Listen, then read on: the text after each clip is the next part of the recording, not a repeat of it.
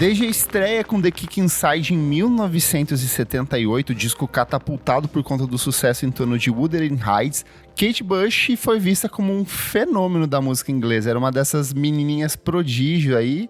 Ela foi de cara adorada pela crítica por conta da sonoridade dela, que transitava entre uma coisa mais pop, mas tinha muito de elementos de música progressiva também dentro do trabalho dela. E isso foi comprovado ainda com o sucesso de Lionheart, também em 1978, e o Never Forever, de 1980. Só que aí, em 1982, ela decidiu ir para um lance diferente. Ela quis experimentar, de fato, assinar a produção de um disco integralmente pela primeira vez, e ela lança o The Dreaming, que é um disco que agradou e desagradou na mesma medida até hoje. É um disco que é um debate bem disparelho entre os fãs, né, Carlos? É controverso, né? É um disco que é controverso. Ou você ama ou você odeia, né? Você ama. Eu amo. Tem um ponto dele que eu gosto bastante, que a Bjork já citou ele como um dos 11 discos, né, da vida dela. Isso. É um ponto forte aí. E aí, desolada por conta desse fracasso, ela passa quase 6 meses sem compor nada. Ela que era muito prolífica, desde muito cedo trabalhando. Ela começou em 1974 a compor, gravar. Ela lança o primeiro disco em 78, mas ela era muito prolífica, estava sempre ativa em estúdio, e por conta desse, entre aspas, fracasso do disco, ela decide se isolar numa fazenda onde ela vivia no interior da Inglaterra, e ela passa 6 meses sem compor nada, apenas vivendo a vida dela. Ela falou que foi um dos poucos momentos ao longo da carreira onde ela se sentiu como uma pessoa normal, que acordava, fazia coisas de pessoas normais, e aí até que o momento que ela deu um estalo e voltou a compor ainda dentro dessa fazenda, e vem aí o que talvez seja uma das obras mais importantes da música pop, que é o tema do programa de hoje, Hounds of Love. Carlos, quando foi que você ouviu esse disco pela primeira vez e como que foi o impacto pra você? Olha, eu acho que eu não lembro a primeira vez de fato que eu ouvi o disco, mas eu lembro que no Orkut, quando eu era adolescente, tinha muitas comunidades de música, né, de artistas. Eu lembro, acho que foi numa da Bjork, talvez alguém falando sobre a Kate Bush, e eu falei, não, preciso ouvir quem é, e aí eu fui ouvir. O Hounds of Love já achei incrível na época, assim, todos os sintetizadores, aquele som totalmente diferente de tudo que eu já ouvi. Na época, acho que eu não entendi o disco, acho que eu ainda não entendo totalmente ele. Toda vez que eu ouço é uma surpresa nova, é uma camada nova que eu descubro dele.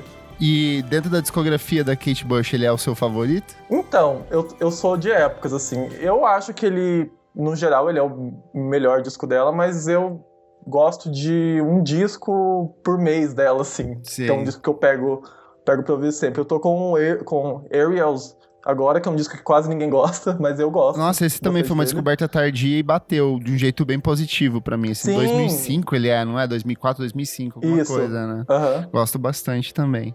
E um aspecto curioso do Hounds of Love é que, diferente dos trabalhos anteriores, onde ela desenvolvia tudo em estúdio, ela fez essa pré-produção em casa, ela chegou com as demos em estúdio, ela falou, eu não vou regravar, eu vou seguir com as demos são a base do disco, e ela falou que ela queria potencializar essas demos. Então ela divide parte das sessões posteriores no Abbey Road, onde ela traz esse encorpamento instrumental, porque o Abbey Road é um dos melhores estúdios para tratamento de orquestra, é um espaço amplo, com uma sonoridade boa, e o resto disso ela faz no Windmill Lane Studios. Então, tipo, o disco, ele meio que tem diferentes cargas emocionais, gravados em diferentes momentos, em diferentes estruturas, mas ainda assim, ele se resolve, porque ele é um disco que conceitualmente se divide em 2 lados, né? O primeiro deles, que é o próprio Hounds of Love, e o segundo, que é o Night Waves, e eu acho que essa divisão fica bem clara ao longo do trabalho, né? Eu acho que é super claro. Você vê aquelas primeiras músicas que são aqueles singles super fortes, que não necessariamente conversam entre si, mas você vê que tem uma unidade ali, e depois vem a segunda parte do loucura. disco, que dá até um pouco de medo, né, pra quem ouve pela primeira vez. É assustador. Você falou disso do estúdio, eu gosto que ela levou o sintetizador que ela usava, sim, o Fairlight, que ela já usou no Never Forever, que tem aqueles barulhos de vidro quebrando, e ela usou no The Dreaming, e ela conseguiu levar ele pra esse estúdio. E ela fala que ela usou o sintetizador e o piano como base pra fazer todas as músicas, né? Sim. Eu acho bem interessante isso. E aí, nessa primeira parte do disco, a gente tem Running Up the Hill, que talvez seja um dos maiores sucessos da carreira dela, a própria Hounds of Love, The Big Sky, Mother Stand for Comfort e Cloud Busting, e é de fato assim, a parte mais acessível do disco, tanto que são algumas das composições mais conhecidas dela até hoje. Foi o que fez ela, de certa forma, estourar nos Estados Unidos, porque era muito difícil, a Kate Bush era um fenômeno muito grande na Inglaterra, ela mirava sempre no topo das paradas de sucesso, mas nos Estados Unidos ela tinha uma penetração muito baixa, e no restante da Europa ela era bem comercialmente bem recebida, mas esse disco furou esse bloqueio, eu acho que muito porque ele é um produto da época, ele é um disco de 1985, e esse primeiro lado eu acho que é muito um disco de 1985, no sentido de tem o sintetizador, tem esse diálogo com a música pop, tem uma coisa quase dançante ali, mas ele não deixa de soar sombrio, soturno, como era muito parecido com outras obras da época, né? Eu ia te falar isso mesmo. É um disco que é atemporal, mas ao mesmo tempo ele é muito anos 80. Ele é do meio da década, né? Sim. Então você sente a vibe anos 80, mas ao mesmo tempo é um disco que vai ficar pra sempre, porque ele é um som atemporal mesmo. Eu gosto da forma como, mesmo os arranjos de corda, eles são bem resolvidos dentro do sintetizador. O sintetizador meio que emula um pouco arranjos de corda, sabe? Então fica uma coisa que é meio futurista, mas é meio passado, você fica meio... Ele tem uma temporalidade muito curiosa, assim, essa primeira parte, né? E uma coisa legal que você falou sobre essa quebra dela da bolha do mercado americano, eu vi uma entrevista que a Tori Amos fala que ela estava dirigindo o carro e ela ouviu no rádio, não lembro qual música foi do Hounds of Love agora, ela disse que ela teve que parar o carro para ouvir aquela música, porque foi uma coisa inédita pra ela, que ela nunca ouviu igual antes e que marcou muito ela enquanto artista. Sim. Essa primeira metade do disco, por exemplo, o Prince, eu sei que ele era apaixonadíssimo por Cloud Busting, assim, ele tentou replicar sonoridades e conceitos desse trabalho, e não só ele, como diversos outros artistas, você vai vendo ao longo das entrevistas e carreiras deles, eles têm algum momento que eles falam assim, Kate Bush, Hounds of Love, assim, ele é meio que um ponto de ruptura muito grande para essa geração Bjork, Tori Amos, PJ Harvey, todas essas meninas que meio que não tinham, pra hoje em dia, tipo, é até natural a gente falar uma mulher compositora, produtora da própria obra, mas se você pensar num cenário musical dos anos 70 e 80, que é de onde ela veio, era raríssimo, assim. Não existia. Não existia. Tipo, Janet Jackson vai ser a primeira mulher a ganhar um Grammy de produção, só que no final dos anos 80 ali. Então, tipo, era um cenário muito de desbravar esses territórios, assim, e a gente tem que lembrar que a Kate Bush era muito nova, ela tinha 20 e poucos anos nessa época, assim. Sim. E aí a gente tá falando de um sistema de estúdios onde tinha muito dinheiro rolando, a gravadora tinha medo porque ela tinha vendido pouco no The Dreaming, então ela teve meio que liberdade criativa, só que ficava todo mundo sempre de olho, e se der merda, o que vai acontecer? Será que a gente vai perder dinheiro agora? Eu acho que ela inspira muitas outras artistas também, porque ela foge daquilo de mulheres cantarem só sobre amor ou só sobre homens. Ela canta sobre os mais absurdos temas que existem. Eu acho que isso inspira muita gente até hoje. E é sempre muito lírico, né? No sentido de que tem, tipo, uma poesia muito sensível. Eu acho que é muito por conta da educação dela. Ela sempre foi influenciada pelos dois irmãos dela. Ela sempre foi apaixonada por literatura, então ela sempre transpôs conceitos literários para dentro dos trabalhos dela. Então eu acho que dá um pouco dessa dimensão no sentido, são temas universais, só que ao mesmo tempo eles transitam por coisas completamente malucas que eu acho que é um pouco da cabeça dela, sabe? De como funciona a cabeça dela, de pegar essas coisas simples e potencializar, ou fazer o inverso, diminuir uma coisa que é muito complexa, né? E nessa primeira leva, inclusive, tem a parte dos clipes, as canções foram transformadas, os 4 singles ganharam clipes, são 4 clipes lindíssimos, todos com esse conceito meio onírico, meio fantasioso, meio irreal, mas também muito real e muito, muito sensível, assim. E esse material foi todo organizado em um Laserdisc. Você já viu um Laserdisc ao vivo, Carlos? Nunca vi, eu fui procurar foto dela pra ver, mas nunca nem tinha ouvido falar, eu acho. Era o pior dos dois mundos, era como se fosse um DVD, só que, tipo, ele é um LP, porque ele tem lados, então você dava o play e depois você tinha que inverter, e era horrível, assim, uma coisa que nem tanto que foi abandonado depois. Mas foi lançado esse Laserdisc de The Hair of Hound, que concentra esses 4 clipes e ajudou ainda mais a popularizar o trabalho. Já a porção seguinte do disco, que é o The Nine Waves, é onde tem o que tem mais de experimentação, de loucura, de delírio, e o que pra mim talvez seja uma versão aprimorada do que ela fez no The Dreaming, sabe? De pegar essas coisas que eram muito estranhas, muito desconexas, mas trazer um polimento um pouco maior, ainda que seja um disco, uma sequência, assim, muito provocativa, né? Que ela tem essa coisa do uso dos vocais no Waking the Witch, aí ela vai ter a questão dos instrumentos irlandeses no Dig of Life, e aí, então, ela vai de um canto ao outro, as músicas encolhem, crescem, elas não têm uma estrutura definida, né? Eu acho que foi a primeira vez que ela contou uma história inteira com uma porção de músicas, né? Que é sobre uma pessoa que tá no mar à noite e começa a ter pesadelos horríveis porque tá naquela situação terrível, e cada música é sobre um pesadelo, um momento assim, ela sonhando que tá presa embaixo do gelo. E é assustador isso, né? E musicalmente por exemplo, se você pega a Waking the Witch, a voz dela fica mega guturalzão, assim, parece que vai começar um metalzão ali, um hair metal maluco, teatral, e ela vai brincando com isso, né, com essas desconstruções e construções dentro dessa sequência, né? Eu gosto que anos depois ela lançou o clipe de A Dream of Sheep, né? Que é ela no mar, que ela teve que é aquela versão hipotermia. Do director... do ao vivo, né? Não, do ao vivo, né? Foi do ao vivo, o Before the Dawn. E ela teve hipotermia, né? Como nas gravações do clipe. E aquele clipe é exatamente o que eu imagino que ela quis fazer com essa porção do disco, sabe? Sim. E o que eu acho mais interessante é que é justamente essa segunda porção do disco, que é a que mais talvez seja evidente a influência da Kate Bush no trabalho de outros artistas. Então, se você pega o Waking the Witch, 20 anos depois, o The Knife vai fazer o mesmo tipo de sonoridade, com o mesmo tipo de direcionamento estético no Silent Shout, que é de 2006, que é o grande álbum da carreira deles. Então, eles incorporam essa coisa de trabalhar a melodia do sintetizador com a remodulação da voz.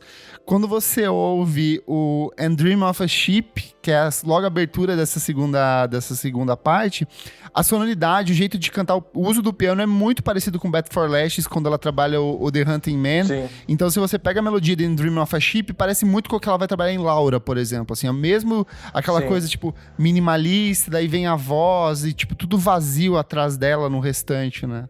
Dando um exemplo mais novo dessa que você falou da Bat for Lashes, tem a Spelling também. Sim! No último disco dela também tem uma música que lembra muito essa faixa e lembra Bat for Lashes também, que eu ouvi e falei, meu Deus, é Kate Bush isso. Eu acho que ali em 2012, 2011, a gente teve uma onda de artistas que meio que tentavam replicar esses conceitos da Kate Bush, sabe? Você vai ter Austra, você vai ter Grimes, você vai ter a própria Florence no segundo disco, todas elas vão utilizar de elementos que são muito característicos da Kate Bush e que eu acho que foi por isso que tornou tão fascinante pro público jovem. O público jovem talvez não conhecesse a Kate Bush, foi impactado por essas coisas e acha, tipo, super original, mas a Kate Bush já fez isso, tipo, 20 anos antes, de um jeito tão revolucionário, e que é muito curioso que pra mim ele continua um disco muito atual, sabe? Tipo, eu não sei se é porque todas essas artistas meio que continuaram a reverberar um som nesse mesmo tipo, dessa mesma estética, mas eu sinto que ele parece que é um disco de agora, sabe? Eu acho que é porque a Kate é daqueles artistas que não tem pai, né? Sim. Que antes dela não tinha ninguém igual a ela. Então, acho que isso fica como referência pra todas, assim. Sim. E não é só ela, né? Ó, tipo, a gente tem declaradamente influenciadas por Kate Bush. Charli XCX, Tegan and Sara, Rosalia, Solange, Bjork, Cocktail Twins, Sam Vincent, Sky Ferreira, o próprio Prince, que a gente já falou. Então dá pra ver que não só o Hounds of Love, como toda a discografia da Kate Bush continua a reverberar positivamente no trabalho de uma dezena de outros artistas, né? Eu sinto isso também no trabalho no Magdalene, da FK Sim, Twigs. lembra muito. Eu sinto que no LP1 ela era um mais alt R&B, assim, e aí ela faz essa transição pro art pop de vez no Magdalene e lembra muito a Kate. Cara, também. se você pegar todos os grandes discos de 2019 ali, desde Lana Del Rey até Angel Olsen, até Wise Blood, todas elas miram muito no trabalho da Kate Bush. Até a Ima brasileira aqui também, tipo, é declaradamente apaixonada pelo trabalho da Kate Bush. Eu acho isso fabuloso, porque e é um disco que oferece isso, porque cada música parece uma coisa que é muito experimental, muito isolada. Mesmo no bloco inicial, tem um conceito único dentro de cada composição. Elas têm uma mesma base de sintetizador, mas a forma como a Kate Bush potencializa cada uma dessas faixas é de um jeito muito único, né? Ela é mestra nisso, de que cada música conta uma história inteira, Sim. né? Em uma música você tem uma história toda, com começo, meio e fim. Sim. Que daí volta um pouco da coisa da narrativa literária dela, né? De pegar o livro e ir até o fim pra entender como que desenvolve essa história, e ela transporta isso pra própria música. E só comentar a imagem de capa do disco, então, ele é um trabalho do John Carter Bush, que é o irmão dela, que é responsável por algumas das fotos mais lindíssimas da carreira da Kate Bush. Desde muito pequena ele registra ela em fotografias muito bonitas, algumas muito malucas, assim, que os dois eram bem doidões. E ele assina o projeto de fotografia desse álbum, então, tipo, são fotos muito bonitas dela meio que com vestidão, deitada com os cachorros em volta dela, assim. Eu amo esse ensaio. Todo o ensaio, todo o photoshoot desse disco, assim, é maravilhoso. E ela também assina o projeto gráfico junto com o Bill Smith Studio. Então, tipo, é um trabalho que ela tá envolvida em tudo, desde o processo de produção até o direcionamento estético da capa. Tem Kate Bush em todas as instâncias desse projeto. Eu vi o Bill Smith falando numa entrevista pra Rolling Stone, falando sobre a capa do disco, que ele falou que sempre foi muito fácil dele ter essa parceria com ela, porque ela já chegava com o que ela queria pronto. Ele só tinha que entender aquilo e tava pronta a capa do disco, porque ela sempre soube o que ela quis. Perfeita. A mulher. E o Hounds of Love, ele foi um baita de um sucesso de público, de crítica, ele vendeu muito. É o mais vendido dela. É o mais vendido dela. Foi 1 milhão de cópias somente no Reino Unido. Então, tipo, você teoriza que pelo resto da Europa deve bater próximo de mais outro 1 milhão também em outros países. Vendeu muito também nos Estados Unidos. Ele foi disco de platina lá. E deu a Kate Bush a possibilidade de continuar experimentando dentro de estúdio, mas de um jeito ainda mais intimista, que é o que ela vai fazer no álbum seguinte, que é o The Sensual World, de 1989. Então, assim, é um trabalho que reverbera no trabalho de outros artistas, mas dentro da própria obra da Kate Bush de um jeito muito positivo também, né? E ele é um dos discos mais adorados da carreira dela até hoje, né? Pra todo mundo, tipo, quando cita Kate Bush, cita esse disco, né? Eu acho que todo mundo que conhece ela, mesmo que um pouquinho, conhece esse disco, conhece aquela capa. Então eu acho que é a obra mais emblemática dela mesmo até hoje. É a que mais marcou. E nas listas de várias publicações onde colocam os melhores discos de todos os tempos, ele é sempre um trabalho de muito destaque. No recente Top 500 da Rolling Stone, ele saiu na posição de número 68, a lista que foi atualizada ano passado. Ele também é o 10º colocado na lista de melhores discos de 1985 da NME, e ele é o 4º colocado no Top 200 dos anos 80 da Pitchfork. Então, é um trabalho que é uma referência para muita gente e continua reverberando até hoje. Ô Carlos, eu quero saber quais são as suas músicas favoritas desse disco maravilhoso. Nossa, eu acho muito difícil falar uma, mas é aquele disco que quando você ouve, tem uma que você... Sempre vai ter uma que você gosta mais, dependendo da época que você ouve. Eu acho que eu tô mais na segunda parte do disco agora, gostando mais. Eu acho que o Waking the Witch é uma que pega pra mim bastante, por ser mais pesada, por ser mais experimental e tal, que é uma vibe que eu tô mais agora mesmo. Mas antigamente, quando você começou a ouvir, você lembra o que você ficava em loop? Eu acho que era The Big Sky. Eu achava muito feliz, assim, e amava ouvir, gostava muito do clipe também, o Superman no clipe, acho que só ela consegue fazer isso de uma forma boa, misturar todos esses elementos doidos e ficar incrível, Sim. sabe? Eu gosto muito daquele clipe das nuvens, tipo, que é com que é com o Donald Sutherland, que é o pai do Kiefer Sutherland. Eu acho muito bonito esse clipe. E ela vestida dele, né? Eu acho ela tá tipo vestida de menininho, né? Tipo, é muito... Isso, O Running Up the Hill é o clipe do casamento, não é? O que eles fogem. É, o que ela dança. Não, o que eles fogem é... Acho que é a faixa título. É Hounds of Love, é o que eles fogem. Também eu acho muito surrealista, assim, de tipo, você abre uma porta, daí você dá num outro lugar, então essa coisa do onírico dentro. Você tá numa floresta, você tá num casamento. Eu acho isso muito legal, esse clipe dela, é muito bom mesmo. Você ainda ouve o disco com frequência? Você revisita ele? Eu ouço bastante. Eu acho que, sei lá, a cada 2 meses eu tô ouvindo ele, e quando eu começo a ouvir ele, eu só ouço ele. Eu ouço no rádio, eu ouço no fone, eu ouço no ônibus, eu ouço em todo lugar. Então é um disco que é muito base pra mim, assim. Sim. Eu acho que todo mundo que gosta bastante de música gosta dele e tem fases com ele. Sim. Eu acho que é aquele disco que você deixa sempre no Spotify, sabe? Ai, nada pra ouvir, vou ouvir de novo esse disco aqui e redescobrir. Sim. Eu acho que é bem legal disso, assim. Ô, Carlos, vamos pras notas então e sua defesinha final do disco? O que você gosta disso? Fica à vontade pra falar ele e dar sua nota aí. Eu acho que não tem como não dar um 10, né? Acho que, sei lá, quando você pensa em um disco 10, eu penso no Hounds of Love. E eu acho que é um disco muito importante para mulheres no geral, porque ele quebra esse padrão de mulheres produzindo seus próprios discos. A gente tem hoje em dia a Fiona Apple com o Fat the Bolt Cutters isolada em casa, gravando no tempo dela. E também a questão que eu falei antes dela ir explorar vários temas diferentes, de vários sons, e ser tudo a cara dela, ser o trabalho que ela quer pra carreira dela. Então eu acho que é um disco 10, é um disco que é referência pra músicos até hoje, eu acho que vai ser por um bom tempo aí, e é incrível, não tem muito o que falar sobre. Boa. Cara, pra mim também é 10, ele é um trabalho sensacional, assim, pra mim ele é o ápice da carreira da Kate Bush, assim, e eu falo porque ele é um disco muito desbravador pra ela, muito desbravador pra música, muito desbravador quando a gente vê produção feminina. Eu gosto da forma como cada música do disco ela é isolada, mas ela tá amarrada conceitualmente de um jeito torto, estranho, que é muito próprio da Kate Bush. Eu gosto dos arranjos, as letras que são malucas, mas elas fazem um sentido, estão sempre próximas do ouvinte. Mas o que eu acho mais fabuloso é que, mesmo nesse espaço aberto à experimentação, de colar coisas, de brincar com coisas, de citar livros, referências, autores, ele ainda é um disco muito pop, pelo menos nessa primeira metade, sabe? Ele é um disco muito fácil de você ouvir e você pode perceber ele em vários outros trabalhos recentes. A gente citou um monte aqui, mas eu sinto que todo ano tem uma artista que você fala assim, cara, eu já ouvi esse disco, óbvio que você já ouviu, porque ela tá copiando exatamente a estrutura melódica do Hounds of Love. Então eu acho que ele é um disco muito vivo e que continua reverberando até hoje de um jeito muito interessante.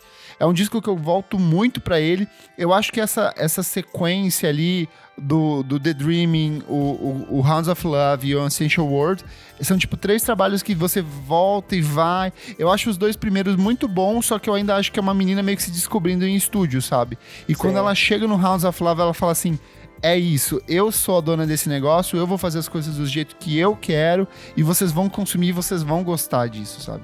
Então, pra mim ele é um marco na história da música pop e transcende isso porque tem artistas de rock, de outros gêneros, de outros campos da música que sempre do rap, que sempre referenciam a Kate Bush, falam, putz, ela é a mulher, é a que veio antes, é a que apontou a direção pra muita gente. Então, Hounds of Love, perfeitinho aqui. Eu acho que o grande mérito do disco é ela mostrar que o pop pode ser sempre muito mais, né? Sim. Dá pra fazer um disco pop e ele ser incrível, ele ter referências 1000 e ser gigante, sim, né? Viu, Lady Gaga? Ai, meu Deus, polêmicas.